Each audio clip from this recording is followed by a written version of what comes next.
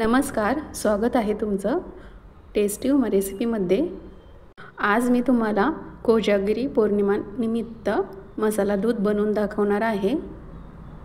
अगदी कमी वेळेमध्ये, कमी साहित्यामध्ये पटकन होणारा मसाला दूध आज आपण याची रेसिपी बघणार आहोत।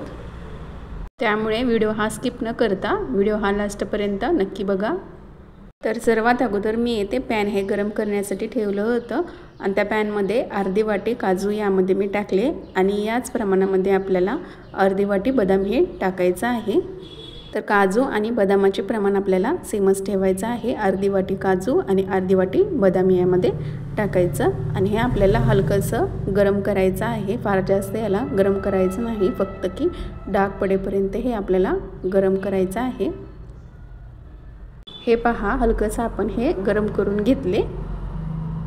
थोडंसं हलकंसं गरम झाल्यानंतर त्यामध्ये आपल्याला 3 विलायची हे बंद गॅसवर टाकून हे परतून घ्यायचं आहे। बंद गॅसवर हे आपल्याला फिरवून घ्यायचं आहे। आता काजू, बदाम आणि विलायची आपल्याला पूर्णपणे थंड करून घ्यायचं आहे।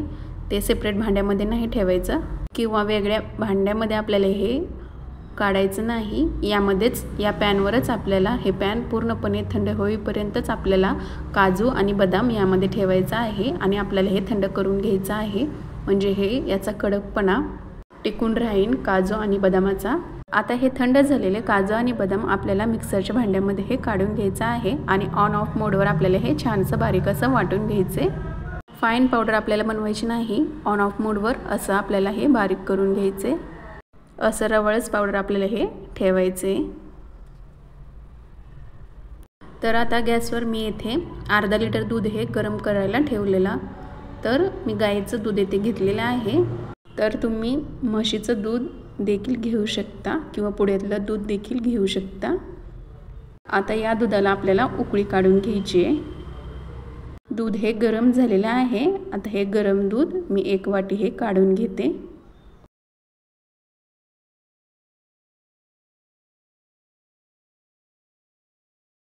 मसाला दूधला थिकनेसपणे येण्यासाठी येथे मी कस्टर्ड पावडर हे 2 चमचा येथे मी टाकून घेते आणि चांगलं हे मिक्स करून घेते। कस्टर्ड पावडर टाकल्यामुळे दुधाला हा घट्टसरपणा येतो। कस्टर्ड पावडर ऐवजी तुम्ही येथे मिल्क पावडर देखील वापरू शकता।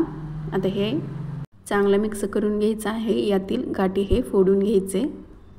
कस्टर्ड पावडर दुधामध्ये मिक्स करेपर्यंत येथे दुधाला छान अशी उकळीसुद्धा आलेली आहे।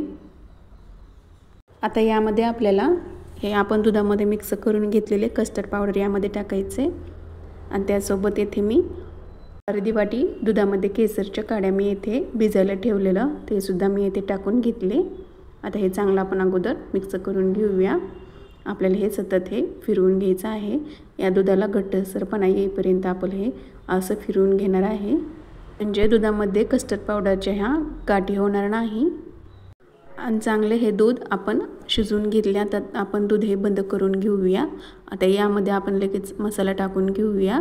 बंद गॅसवरच आपल्याला या दुधामध्ये आपण करून वाटून घेतलेले यामध्ये आपण मसाला टाकून घेऊया। तर सर्वात अगोदर मी येथे जायफळीचा अर्धा इंच तुकडा मी येथे खिसून यामध्ये मी टाकून घेते। त्यानंतर यामध्ये आपल्याला 3 चमचा आपण बारीक करून घेतलेले काजू, बदाम आणि विलायचीची पावडर आपल्याला यामध्ये टाकायचे आणि हे मिक्स करून घ्यायचे। त्याचबरोबर अर्धी वाटी येथे मी साखर टाकून घेते। हे सर्व काही मसाले आहेत ना, हे आपल्याला बंद गॅसवर आणि गरम दुधामध्ये हे टाकायचे। आता हे सर्व मसाले आपण चांगले व्यवस्थित मिक्स करून घेऊया। असं फिरवून घेऊया, म्हणजे साखर हे पूर्णपणे या दुधामध्ये मिक्स होईल। तर अशा पद्धतीने आपण कोजागिरी पौर्णिमा निमित्त हा मसाला दूध पटकन बनवून कमी वेळेमध्ये, कमी साहित्यामध्ये बनवून घेतला। तर तुम्हीही अशा पद्धतीने कोजागिरी पौर्णिमा निमित्त हा मसाला दूध नक्की बनवा। रेसिपी आवडली असेल तर एक लाईक नक्की करा। तर पुन्हा भेटूया अशाच एका छानशा रेसिपीसह। धन्यवाद।